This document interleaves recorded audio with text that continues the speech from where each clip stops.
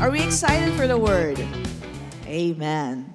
Okay, so the title of our message today is Life in the Spirit, Part 2. Part 2 na po. Last week was Part 1. And I hope na may natutunan po tayo last week. Amen po ba? We got to know what life in the Spirit is all about. But there's more. There's more to know about it, no? So meron tayong buhay na dito sa ating mundo, alright? We have a physical life, but surely we have a life in the Spirit. So ang life in the Spirit ay ginawa po yan ng Diyos para sa atin. At lalakaran na lang po natin yan, no? So whether you are reading your Bible or not, you're still in the life of the Spirit. You're still in the Spirit. No? Akala ng iba, pag may ginagawa ka lang spiritual, yun na yun. I'm in the Spirit. Pag nagpe-pray ako ng mahaba, I'm in the Spirit. Tapos pag kumakain ka ng lunch, nasa lamang ka na. Aba, hindi ho ganun yun. You're always in the Spirit. Hindi ka natatanggal sa Spirit. You're always in the Spirit. Do you know why? Because it is God who put you in the Spirit. He located you in the Spirit. So not only do we have life in the Spirit, we are also located in the Spirit. Akala na iba, pag nagpa-prayer and fasting sila, ayan, napaka-spiritual ko na. Alright? E paano pag natapos na yon? Hindi ka na spiritual? That's the understanding of people, right? They think that when they're praying, fasting, reading their Bible, spiritual sila. Pero pag kumakain sila, nagpa-plancha sila, naghuhugas ng pinggan, hindi na sila spiritual. Well, spiritual pa rin yun. Kasi nung naghuhugas ka ng pinggan, tinutulungan mo ang asawa mo maghugas ng pinggan. Nung nagwawalis ka, tinutulungan mo ang nanay mo na mag-ayos ng bahay. Spiritual pa rin yan. You are obeying your parents. Amen po ba?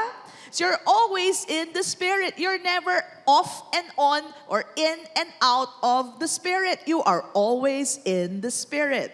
All right? And when you realize that, all right, you acknowledge God and you say, thank you, Lord. Thank you for this life. Hindi na pala ako nawawala sa Spirito. I'm always in the Spirit. Okay? And whether you sleep or wake, you're always in the Spirit. When you see the provision of God in your life, you thank God for it, you are always in the Spirit. Never out of the Spirit. Amen po ba? Maliwanag po ba yun? Sabi nga po ni Paul, at ito po yung napakalinaw, but you are not in the flesh. Sabi nga natin, I am not in the flesh. Asan ka daw? You are in the Spirit. So you're always in the Spirit. It's not dependent on what you do. It's dependent on what God has done. And what did God do for us?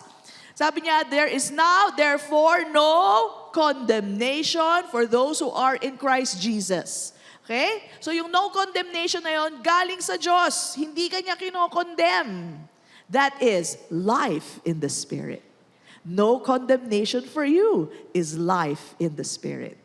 You get it? And then He has set you free from the law of sin and death. Anong tawag doon? Life in the Spirit. So hindi pala yung mahabang prayer para maging life in the Spirit. Alright? Para mapaloob sa life in the Spirit. No! It's what God has done. When He made you have life and peace in your life, that is life in the Spirit. When He made you fruitful, because the fruit of the Holy Spirit is seen in your life, that is life in the Spirit. Amen? Kasi sa matagal na panahon, akala ng tao, yung ginagawa ko determines whether I am spiritual, I am in the Spirit, I am having a life in the Spirit, at hindi ang ginawa ng Diyos. Mali pala. Yung ginawa ng Diyos, kaya ka may buhay sa Spirito. Kaya lagi kang spiritual. Amen. Okay? So, Sabihin po natin to lahat. These are important things that you have to know. Okay, sabihin natin lahat, my life is in the Spirit. The location of my life is in the Spirit. Sabihin po natin lahat, God is the one who put my life in the Spirit. Okay, tandaan niyo po yan, ha? Bakit po? Importante po itong mga katotohanan na to. No? Because you need to know it is only God who gave you life in the Spirit. Can you give yourself life in the Spirit? Abay, spiritual yun. Can you put yourself in the Spirit? No. Tama? Sino dito kaya nyo ilagay yung sarili nyo sa Spirito? Anong gagawin nyo? Lulundag ba kayo? Tatumbling ba kayo? Di ba hindi nyo alam paano? Kasi gawain niya ng Diyos. Huwag niyong gawin isang bagay na Diyos lamang makakagawa. Kaya lang ang tao, they came up with something. Mag-pray ka for 1 hour. Pag hindi ka nag-pray ng 1 hour, nasa laman kayo. Wala kayo sa Spirito, nasa laman kayo. Kaya mag-pray ka 1 hour. They impose that upon themselves and then they impose it on other people. At pag hindi nila ginagawa yun, nasa lamang ka. Okay? But that is wrong. Right? Paul made it clear, but you are not in the flesh, you are in the Spirit. Oh, ang liwanag naman nun eh. Di ba? So again, a person cannot give himself life in the Spirit.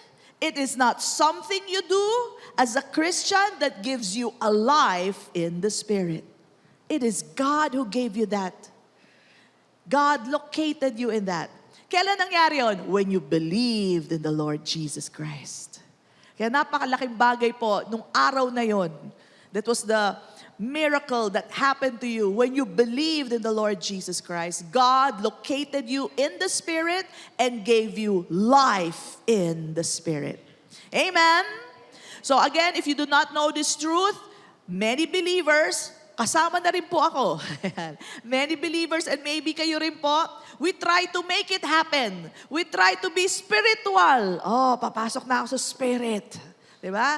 Magpe-pray ako ng 1 hour, 1 hour, 1 hour. 10 minutes pa lang, tapos ka na mag-pray. Diba? 5 minutes pa lang, wala ka na masabi. Hinahabaan mo na lang eh. Diba?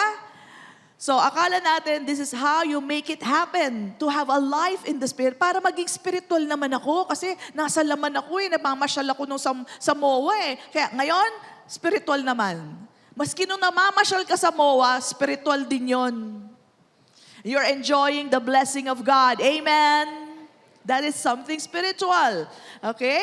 So, people impose it on themselves and then people impose it on other people. Masyado ka nang nasa laman. Manalangin ka. Pumasok ka sa kwarto mo, manalangin ka. Puro ka nalang computer, manalangin ka naman. Masyado kang nasa laman. Okay? Yun po mga sinasabi nila. So, iba naman, magbasa ka ng Bible. 5 chapters. At least 5 chapters, magbasa ka naman. Okay? Para naman, you're in the Spirit. Marami-rami pong mga iba't ibang klaseng bintang. Kumanta lang ng secular song, grabe ka, nasa laman ka. Diba? Huwag ka na makakanta ng mga, alam mo namang meron na nagmumura, meron na mga malalaswang bagay na, of course, we are wiser than that. Right? Pero kumanta ka ng love song, hindi ka nasa laman nun. You're still in the Spirit. Amen? Amen. Yung iba naman, sumayaw lang.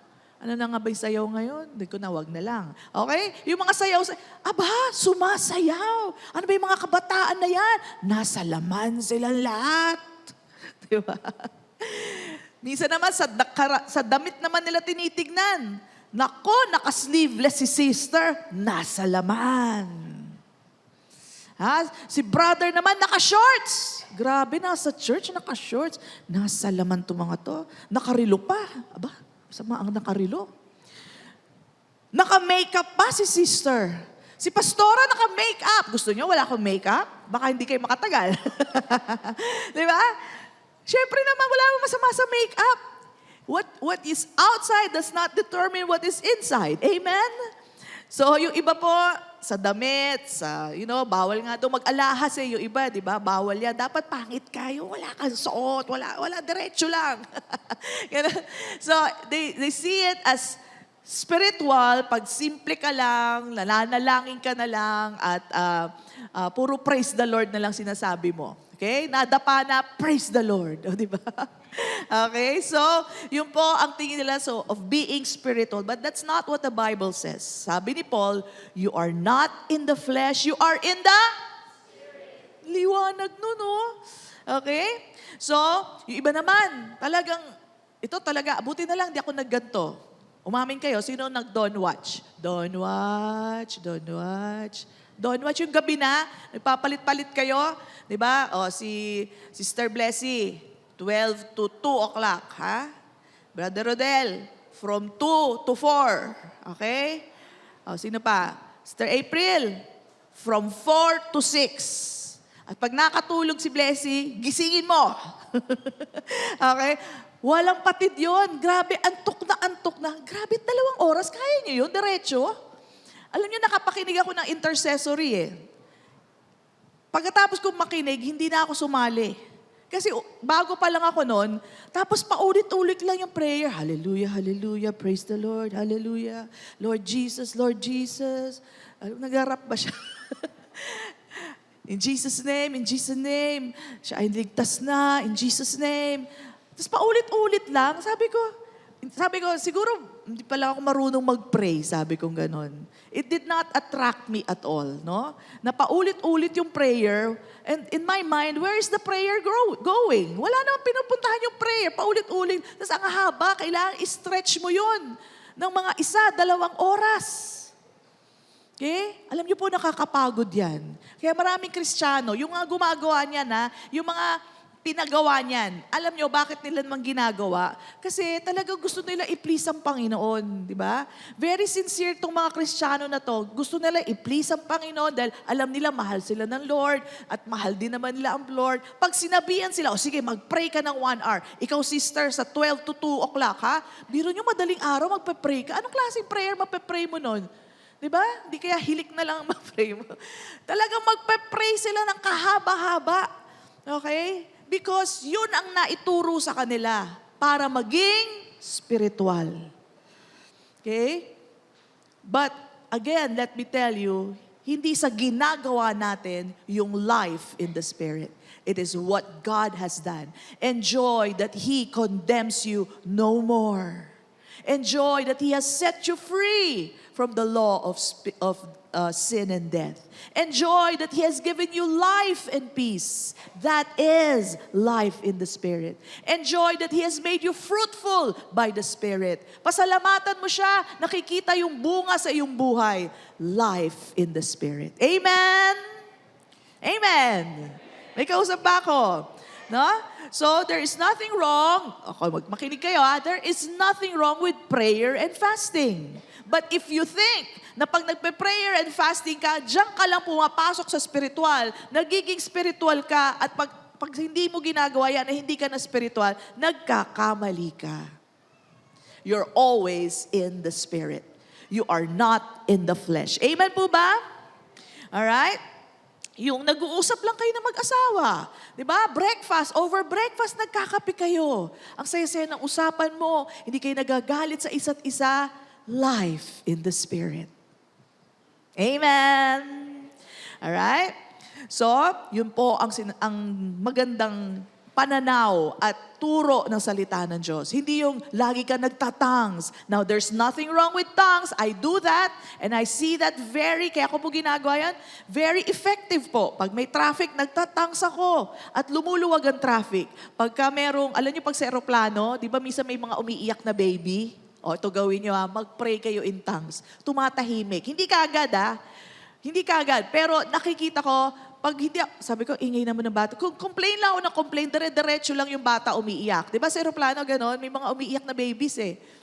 Pero pag nag-pray na ako in tongues, within a few minutes, tumatahimik yung baby. Right? It's helping some people, no? When you pray in tongues. So, I do that not to feel spiritual. I do that because I see it works. It does work. I pray because I know that I am talking to God. Pero hindi ko iniisip para maging spiritual. Okay? So, life in the Spirit, again, is not what man could do.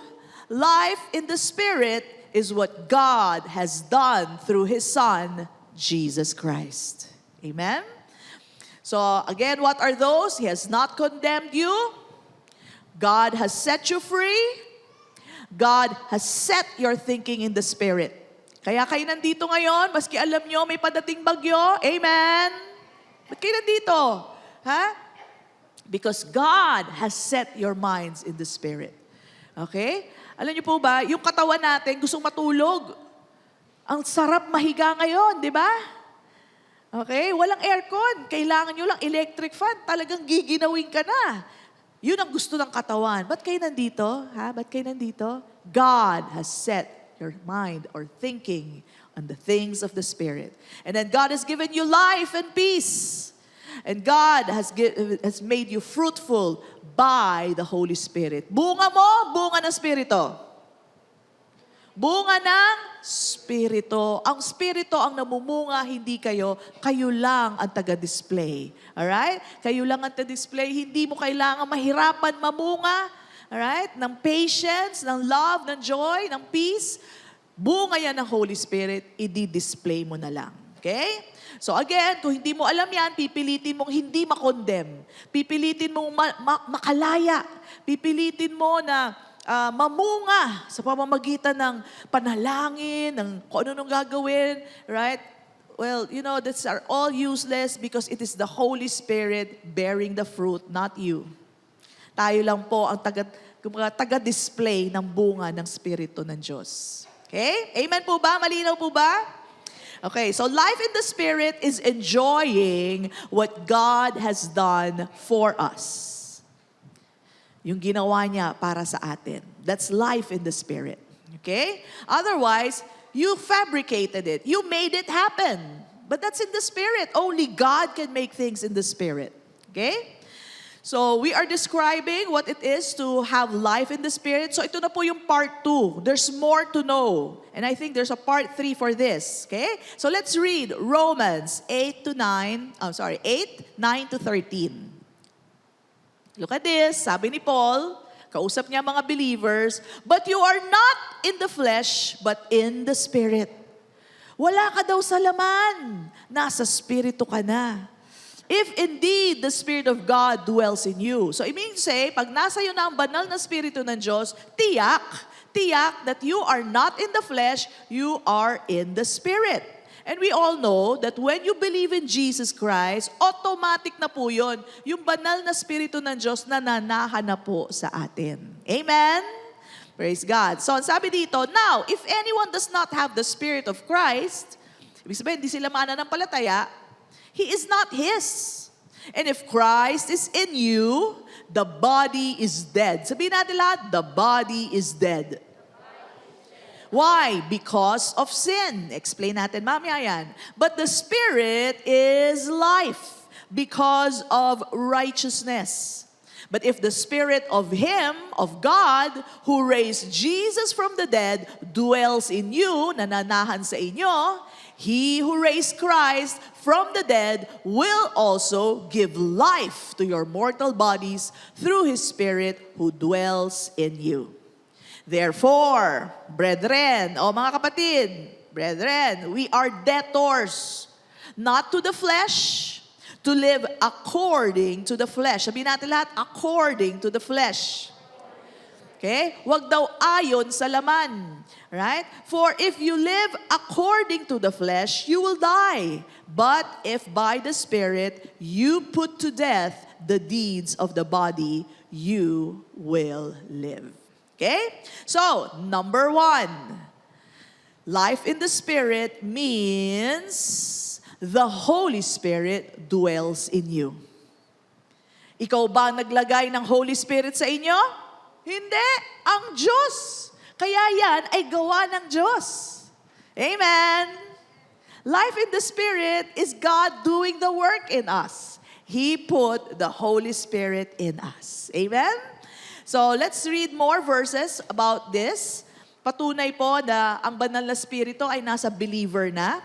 1 Corinthians 3:16, sabi po dito, do you not know that you are the temple of God and that the Spirit of God dwells in you. So dalawang bagay po, nananahan na sa iyo ang banal na Espiritu ng Diyos at ikaw ay templo ng Diyos.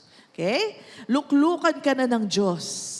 Now, dadaanan lang po natin, what does it mean to be a temple of God? This is not our topic, pero daanan lang po natin kasi nabanggit. And it will also support what we are talking about. 2 Corinthians 6:16 says, "And what agreement has the temple of God with idols? For you are the temple of the living God." Yung buhay na Diyos, templo ka. As God said, "I will dwell in them and walk among them. I will be their God and they shall be my people. Therefore, come out from among them." Doon sa mga pagans po, no? "And be separate." Ilayo nyo yung sarili nyo sa kanila. "You are holy," says the Lord. "Do not touch what is unclean, and I will receive you. I will be a father to you, and you shall be my sons and daughters, says the Lord Almighty." So what does it mean to be a temple? Luklukan ng banal na Espiritu. Number 1, God dwells in you. So support po yan, di ba? Nananahan na sa atin ng Diyos. He is present. He's never absent. Amen? God walks amongst us. He's present among us. He is not absent. And we can speak in behalf of God. Every time you speak the word of God, the word of the Father and His Son, Jesus Christ, you speak in behalf of God. Okay? Just like Jesus, He only spoke what the Father said. Okay? Number 3, God is our God. Yun po ang ibig sabihin na tayo po ay templo ng Diyos. Ang Diyos ay ang ating Diyos. Inangkin na tayo, no? That's number 4. We are His people. Inangkin na tayo ng Diyos. Number 5, God has received us. Ano man ang pagkakasala mo, ano man ang weakness mo, ano man ang mess-ups mo, pagkakamali mo, tinanggap ka na ng Diyos. The Holy Spirit dwelling in you is an approval from God. Okay tong tao na to sa akin, luluklukan ko. Amen po ba? Praise God. And then, number 6, God is our Father. Di tayo mga orphans, God is our Father. And number 7, connected to this, we are His sons and daughters. Right? Hindi tayo others. Hindi tayo mga parang mga servants lang. Tayo po ay anak ng Diyos. And we have that close relationship and tender love for each other. Yan po ang ibig sabihin na tayo ay dwelling house or dwelling place ng ating Diyos. Inangkin na tayo ng Diyos. Spirito niya na ang nilagay sa atin. Amen po ba? So, ang spirito natin at ang spirito na ng Diyos, hindi na magkaiba. Okay? Binigyan niya tayo ng kanyang spirito. And that's what it means. Okay? So that is life in the Spirit. You become a child of God. Amen? May Diyos ka na. Amen? Yan ang buhay spiritual. Okay? And that's all God's doing. Number 2, life in the Spirit means our bodies are dead. Pero hindi doon natapos. Dead because of sin, but the Spirit is life. Life because of righteousness. Sinabi po yan sa verse na binasa natin kanina, and if Christ is in you, is Christ in you? Nasa inyo ba si Kristo? The body is dead. Okay? So, doon sa mga nagtuturo, patayin mo ang iyong laman. Patayin mo ang iyong katawan. Okay? Sabi mo sa kanila, patay na eh. Paano ko papatayin? Ang patay na. Double dead. Okay? Ano daw? And if Christ is in you, the body is? It's dead. Why will I kill something that is already dead? Amen. Okay. Because of sin. Now, bakit because of sin? Namatay po ang ating katawan because we identified with Jesus Christ. Remember, Jesus paid for our sins. So, siya ang namatay dahil sa ating mga sala. Okay? Kaya yun ang dahilan kung bakit patay na rin ang ating katawan. When we believed in Jesus, Jesus' death became our death. When He was buried, we were also buried with Him. Pero hindi ho doon natapos. we did not remain dead only. Patay na ang ating katawan as far as God is concerned. Our deeds to God, alright, deeds of the body is also dead. But, sabi po dyan, the Spirit is life. Yung Spirito ni Kristo na naasa atin na, nagbigay buhay sa atin ngayon. Amen? Kaya buhay mo na si Kristo Jesus. Amen po ba? And so, I would like to emphasize that part na nagsasabing, mortify your bodies. Meron po nagtuturo niyan. Mortify your bodies. Mortify simply means kill the body. Patayin ang iyong katawan. Now, alam ko po, merong scripture dyan sa Colossians chapter. You can take this down because I don't have time to show you things. Colossians 3:5, no? Sinabi po doon, mortify your bodies. Okay? Pero bago po yun, let me go to that verse. Bago po niya sinabi yon sa Colossians 3:5, sa Colossians 3:3 muna, ang sabi, for you died. Sabihin natin lahat, for you died. Namatay ka na. Alright? For you died and your life is hidden with Christ in God. So, sinabi niya muna, patay ka na. And then, pagdating sa verse 5, therefore, put to death your members which are on the earth. Or mortify your members. Okay? So, pag binasa niyo po yung word na mortify sa English, parang present tense. Ibig sabihin, patayin mo na, patayin mo yung laman mo, ha? Pero pag binasa niyo po sa Greek interlinear yan, past tense. Aorist tense na po. Meaning to say, done deal na. Mortified na. Okay? So I challenge you, I encourage you, go to the Greek interlinear, tingnan niyo po yung tense. Nakalagay po doon, AAI, something like that. So it's an aorist, active, and then aorist, active, and then imperative. So meaning to say, aorist, pag sinabi yung aorist, yan po ay past tense na po. Okay? So, going back, sandali nag-load yung aking, ayun, nag-load yung aking iPad. Okay. So, going back, hindi na ho natin papatayin ang ating katawan because in Christ Jesus, it's already dead. Amen. Sino nakakarinig ng ganong teaching? Patayin ang laman. Wala. Ako lang. Meron Meron. And they do that by prayer and fasting. Pag nagpa-prayer and fasting ka, pinapatay mo ang laman mo. Pinapatay mo ang laman mo, pinalalakas mo ang spirit man mo. Yun ang sabi nila. Okay? But that is not what the Bible tells us. The Bible tells us that we are already dead. And if Christ is in you, the body is dead. Patayin na, papatayin mo pa. Okay? Kailangan maintindihan natin to. Alam niyo yung mga nagturo ng ganon, hindi nila pinaniwalaan yan. Hindi nila pinaniwalaan na patay na ang katawan. Okay? So, yun po ang kanilang tinuturo, no? So, let's read another verse, Romans 6:8. Just to prove to you, marami pong verses nagsasabi nito. Now, if we died with Christ, patay na o mamamatay pa lang? Patay na We believe that we shall also live with Him. Okay? So again, God sees our body dead. God sees the deeds of the body already dead. Because when you believed in Christ Jesus, His death was your death. And because Christ is in you, dahil si Kristo ay nananahan sa atin by His Holy Spirit, He gives life to this mortal body. Amen po ba? Nakuha po ba natin yon? So hindi niya tayo iniwang patay. The moment you receive Jesus into your life, there was this instant thing that happened. Your body died and He gave life to your body. Amen? Kaya naman po nakakagawa tayo ng kabutihan. Kaya we walk in the good works that God has prepared for us. That is why we bear fruit because the Spirit of God, the Holy Spirit in us, gave life to our mortal bodies. Sabihin natin lahat, mortal bodies. Okay? Akala na iba yung word na mortal bodies. Ay, pastora, yan yung pag mararapture na tayo. Bibigyan niya ng buhay yung mortal bodies natin. No. We will have immortal bodies by then. That word, mortal bodies, ito po yun.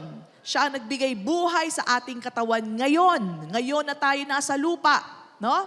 So, pag binigyan po tayo ng glorious body, ibang usapan po yun. But for now, this mortal body has been given life by the Spirit of God, the Spirit of Christ. Okay? So God sees your spirit alive, but your bad deeds, yung gawa natin sa laman, nakalibing na yan kasama ni Kristo, hindi niya tinitingnan. Amen? Pag nakalibing ba, nakikita pa yung katawan? Sino dito nakikita pa yung katawan nung nilibing? Wala na. Nakalibing na eh. Okay? Today, God sees us blameless, righteous, justified by the blood of Jesus Christ. Amen? Now, that is not an encouragement for us to sin. Hindi ko sinasabi siya, wala naman pala, hindi tayo nakikita ni Lord, gawa na tayo ng kasalanan. Hindi po yan ang mensahe natin. Ang mensahe natin ay kung anong ginawa ng Diyos para sa atin, para tayo maligtas, para tayo linisin ni Kristo Jesus. Amen po ba? Kaya reckon or see yourselves dead to sin, alive to God. Sabihin natin lahat, reckon. Ibig sabihin yan, see yourselves dead to sin, alive to God. Okay? Ano ibig sabihin nun? Ang Diyos, nakikita na kayong patay sa kasalanan. Ang Diyos, nakikita niya, patay na ang inyong mga katawan. So dapat, ganun din ang pananaw natin. Hindi pwede ang Diyos, nakikita niya, we're dead to sin. Ikaw naman, ay hindi, nakakasala pa nga ako eh. Naku, ito pa nga ginagawa ko eh. You have to see things the way God sees things. Okay? Ang tingin ni Lord sa'yo, nasa spirito ka na. Huwag mong kontrahin yon. Huwag mong isipin na nasa laman pa ako, pastore. Okay?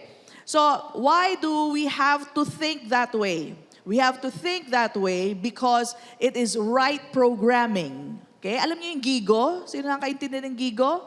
Garbage in, garbage out. Makita mo sarili mong madumi ka, anong gagawin mo? Di karumihan din. Habang nakikita mo ang sarili mo na madumi, na nasa laman ka pa, anong gagawin mo? Gagawa ka ng karumihan at talagang lalakaran mo ang laman mo. Okay? That's garbage in, garbage out. What God wants you to have is grace in, grace out. Ginawa ka ng malinis ng Diyos, anong gagawin mo ngayon? Kalinisan na. Ginawa ka ng bago ng Diyos, kaya lalakaran mo ang bago mong buhay. Amen po ba? So, think the way God thinks and you will have an output of how God sees you. Pero kung hanggang ngayon, marumi pa rin tingin mo sarili mo, it's just a cycle. Paulit-ulit. No? That's why God wants us to see things the way He sees things. You are dead in the flesh. You are alive to God. Amen? Dead to sin, alive to God. Ang sabi pa dito, He who raised Christ from the dead will also give life to your mortal bodies. Yun po. Ito po yung sinasabi ko, mortal na katawan ang binigyang buhay ni Kristo. Kaya tayo buhay ngayon. Okay? Kaya sabi ni Paul, it is no longer I who live, but Christ who lives in me. The day that you believe in Jesus, Christ lives in you.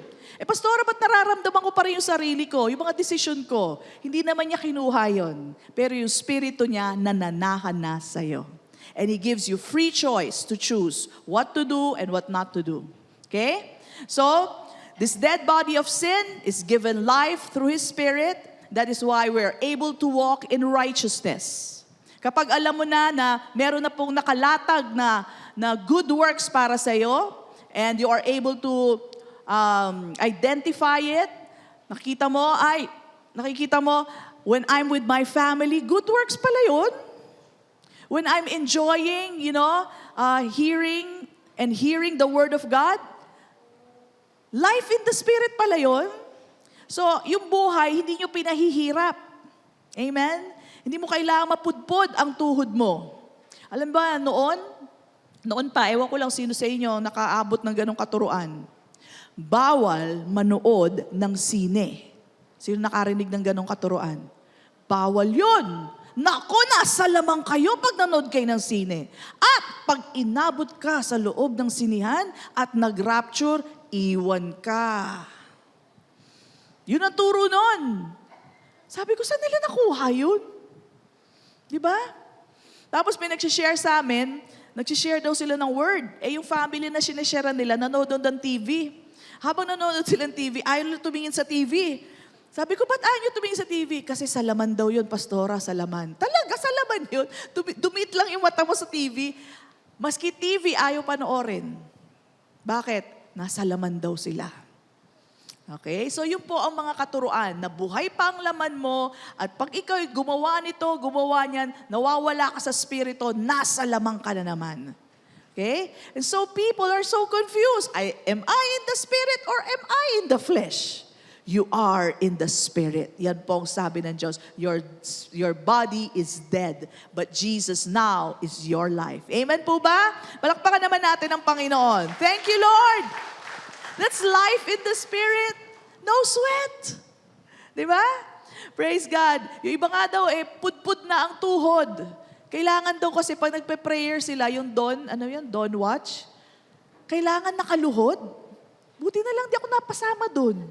Ang hirap kaya lumuhod. Di ba? Nakaluhod pa sila at tuloy-tuloy dapat ang prayer. Tapos pag nakatulog yung katabi mo, gigisingin mong ganyan. Pag ginising mo yan, nagtatangs bigla yan. Para hindi halata na natutulog. So ganun po ang ginagawa ng tao. Fina-fabricate nila yung life in the spirit. When actually, it is already done. And you just have to enjoy every good thing that God has done for you. Amen? Okay, life in the Spirit, number 3. Huli na po ito. Life in the Spirit allows us to put to death the deeds of the flesh. Pastora, akala ko ba patay na? Oo, pero may mga deeds of the flesh pa. Okay, pakinig muna kayo. Therefore, brethren, sa kapatiran to binabanggit, we are debtors, not to the flesh, to live, asan na yung verse ko? To live, ayan, according to the flesh. Ba't yan? Yung verse. Yung verse. Therefore, brethren, we are debtors, not to the flesh, to live according to the flesh. Kasi daw pag nag-live tayo according to the flesh, ayon sa flesh, you will die. Okay? Go to that verse, please. You will die. Saan na? Ayan. For if you live according o ayon, sabihin natin lahat, ayon sa laman, you will die. But if you live by the Spirit or according to the Spirit, you put to death the deeds of the body, you will live. Okay. Now, kailangan ko pa intindi sa inyo, iba yung living in the Spirit at saka living according to the Spirit. Iba yung living in the flesh at saka living according to the flesh. Minsan po nagsasama-sama yan. Paano po? Tulad ko, I live in the Spirit. Tama? I live in the Spirit. And then, halimbawa lang, nagpadala ako sa takot ng bagyo. Naku, ang laki ng picture doon sa drawing. Naku, laki-laki. Okay, naku, mukhang matindi to, nakakatakot to. Ano nangyari sa akin? I'm living ayon sa laman. Kita nyo? I live in the Spirit, but I live ayon sa aking laman. Okay? That's living according to the flesh. So, pwede yun mangyari. So, what we are to do, ang sabi dito, if you live by the Spirit, look at this, ito yung instantly na nangyayari. You put to death the deeds of the body, you will live. So, ganito po yan. Pag nagpadala po ako sa takot, ano tingin nyo gagawin ko mamayang gabi? Hindi ako matutulog. Aabangan ko ang bagyo. Di ba? Kung magpapadala ka sa takot. And that is stress, that is trouble, that's not good for your body. Sabi nga dyan, you will die. So, hindi naman po yan instant death, but stress is not good for your body. But if by the Spirit, kung ayon ako sa Spirito, ano bang ayon sa Spirito? In the name of Jesus, peace be still. Bagyo ka lang, anak ako ng Diyos. Amen? Humina ka, bagyo. Hindi ako takot sa'yo. I am protected. I am safe. Amen? I'm living according to the Spirit. Ano sabi? You will live. Ano mangyari dyan? Makakatulog ako na mahimbing. I-enjoy ko lang ang lamig ng weather. Amen? No worries, no stress. Amen po ba? So, this is what I want you to see. Iba po yung live in the Spirit, iba rin po yung living according to the Spirit. Since nasa Spirito na po tayo, umayon na tayo sa Spirito. Huwag yung nasa Spirito ka na, umaayon ka pa sa laman. Amen? Umaayon ka pa sa flesh, sa unrenewed mind, natatakot pa. Ha? Nakalimutan mo kung sino ka kay Kristo Jesus. Nakalimutan mo that you have the resurrection power in you, and when you speak the word of God, it can make a big change in your life. Amen? So, iba po yun. Now, meron pong isang klaseng teaching that maybe you've heard of this.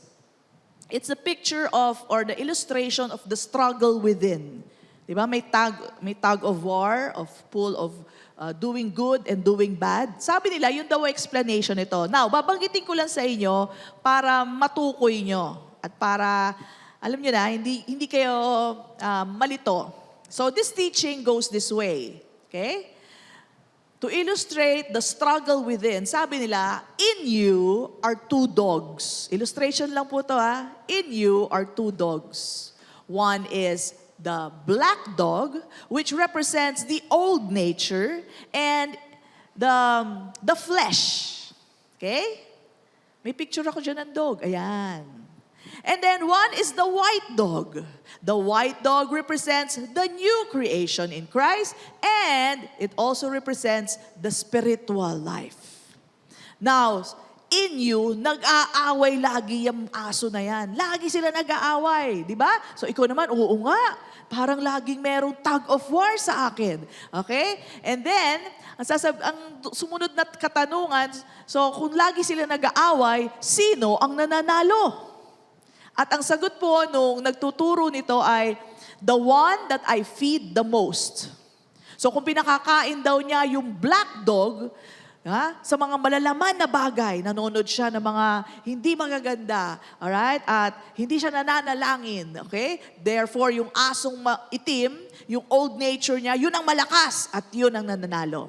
Pero sabi niya, ang solusyon, pakainin niyo yung white dog in you. Bakit? Yung white dog represents your new creation. Magbasa ka na magbasa ng Bible, manalangin ka, and you make that white dog strong in you. Panalo ang white dog. Okay? And so in your mind, oh nga no, pagka yun ang ginawa ko, it solves the problem. Now, that looks like a good illustration. And I've heard this oftentimes. Sino nakarinig ng ganitong illustration? Hello, yan. Isa, dalawa, ayan. Meron pong ganyan na illustration, no? So I'm glad you did not hear this, but I'm bringing it out para alam nyo na, hindi kayo pwede madaya nito. Ang problema po dyan sa illustration na yan ay ito. Yung itim na aso, patay na. Hanggang sa tingin mo na buhay pa yung itim na aso na yan, baka mapakain mo pa. Ang totoo, patay na. That is the old nature in you. It's already dead. You are a new creation. This does not exemplify or illustrate the truth in the Bible. Because in the Bible, the old nature is gone. Behold, the new has come. Amen? Pinalitan na kayo ng Diyos. Wala pong dalawang asong nag-aaway sa inyo. Ang tunay na ikaw ay bagong nilalang na kay Kristo Jesus. Amen po ba? Okay, sabi po sa Bible, let me give you a proof of this, 2 Corinthians 5:17. May natututunan po ba tayo? Sabi dito, therefore, if anyone is in Christ, he is a new creation. So, yung new creation na, the old things have passed away. Ibig sabihin yan, the old creation, the old nature, wala na. Behold, all things have become new. Sabi mo sa katabi mo, bagong nilalang ito. What you have in you is the new creation, the new life of Jesus Christ. Life of Jesus in you. The old is gone. Amen po ba? So, ibig sabihin po, itong katotohanan, you do not live in the flesh. Okay? You are in the Spirit. You should not, or nor should you live according to the flesh. Huwag na tayo umayon sa laman, umayon tayo sa Espiritu. Okay? Number 3, piliin mo mamuhay ayon sa Espiritu dahil nasa Espiritu ka na. Amen? Ganyan lang po. Yan ang pinaka-importanting maintindihan. And this is where we see the love of God. I want you to see the love of God. Alam natin po na tayo pag-aari na ng Diyos. Amen? We were blood-bought. Our lives are new. He has put a seal on us by the Holy Spirit. Okay? Pero tingnan niyo kung gaano kabuti ang ating Diyos. Bagamat ikaw ay nasa Espiritu na, nilagay ka niya sa Espiritu, nilagay niya ang Espiritu ng anak niya sa'yo, binigyan ka ng pananampalataya, binigyan ka ng pag-ibig, bunga ng Espiritu, lahat yan binigay sa'yo. No condemnation. Free. You're free from the law of sin and death. And yet, ang sabi niya sa iyo, live according to the Spirit. You know what God is doing? He's giving you free will. He's giving you a choice. Bagamat tayo yung mga anak niya, tinawag pa nga tayong slaves of righteousness, and yet He tells us, anak, pumili ka. Pag pinili mo umayon sa laman, kamatayan yan. Huwag dyan. Pero pag pinili mo ayon sa Espiritu, buhay yan. Buhay ni Kristo, buhay na ganap, buhay na maayos. Maski may problema, okay ka pa rin, hindi ka nangangamba. Ito ang buhay na piliin mo. And I want you to see what true love is. The true love of God for us is, you are mine, but you are free to choose what you want. True love gives us freedom. Pag pinilit naman tayo ng Diyos, hindi na pag-ibig yun.